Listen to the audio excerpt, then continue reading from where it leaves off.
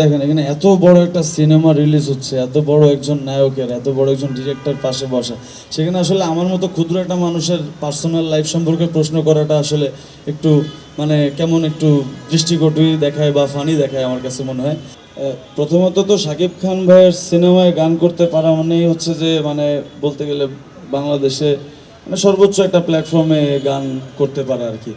আর তার পাশাপাশি এই সিনেমাটা আসলে মানে শুধুমাত্র বাংলা ভাষায় রিলিজ হওয়া ছাড়াও আরও অনেকগুলো ভাষায় রিলিজ হচ্ছে, অনেকগুলো দেশে রিলিজ হচ্ছে। সো এত বড় মাপের একটা, এত বড় স্কেলের একটা সিনেমায় গান করতে পারাটা, যাই হোক মানে এত বড় স্কেলের সিনেমায় গান গাইতে পারা পরে আসলে প্রত্যাশা কি এটা অডিয়েন্স বুঝাই দেবে আমাকে, বাট মানে এক্সপেকটেশনের থেকে স্যাটিসফ্যাকশন অনেক বেশি।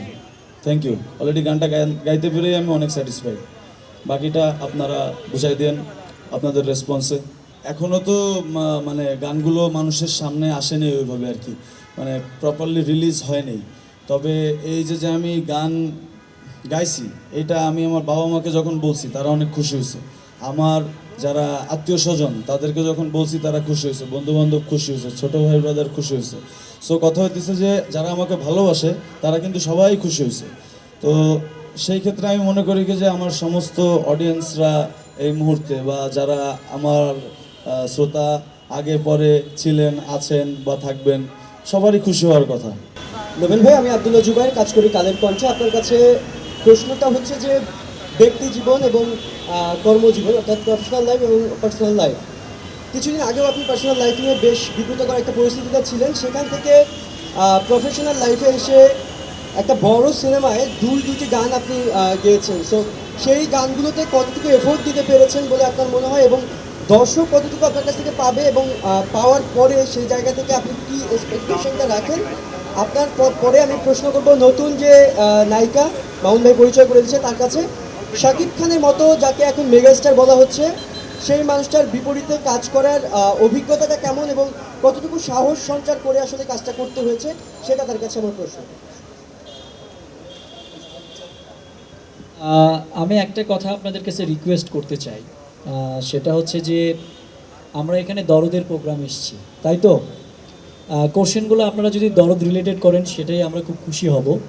পার্সোনাল লাইফ নিয়ে আমরা পার্সোনাল ইন্টারভিউ করব, সেটা বেটার, তাই না? মানে আমি আপনাকে জাস্ট এতটুকু বলতে চাই, সেটা হচ্ছে যে পার্সোনাল লাইফে কি ছিলাম আমরা, আজকে আমরা একটা ভালো মুহূর্তের জন্য এখানে এসেছি। তো সেই জায়গাটা থেকে এতটুকুই রিকোয়েস্ট, যা জানার দরদ রিলেটেড জানাবেন বা জানার চেষ্টা করব, সেটা আমাদের জন্য ভালো। কি মনে করেন? আমার মনে হয় আমি যদি ভুল না থাকি। আর মেন কথা হচ্ছে কি ভাইয়া, দেখেন এখানে এত বড় একটা সিনেমা রিলিজ হচ্ছে, এত বড় একজন নায়কের, এত বড় একজন ডিরেক্টর পাশে বসা, সেখানে আসলে আমার মতো ক্ষুদ্র একটা মানুষের পার্সোনাল লাইফ সম্পর্কে প্রশ্ন করাটা আসলে একটু মানে কেমন একটু দৃষ্টিকটু দেখায় বা ফানি দেখায় আমার কাছে মনে হয়। সরি যদি আমি আপনাকে অফেন্ড করে থাকি, বাট আমার কাছে এটাই মনে হয়। কারণ এখানে দরদ, মানে শাকিব খান না অনন্য মামুন, কোথাকার কোন নোবেল, তার পার্সোনাল লাইফ নিয়ে কে জানতে চায়? এটা জানতে চায় না।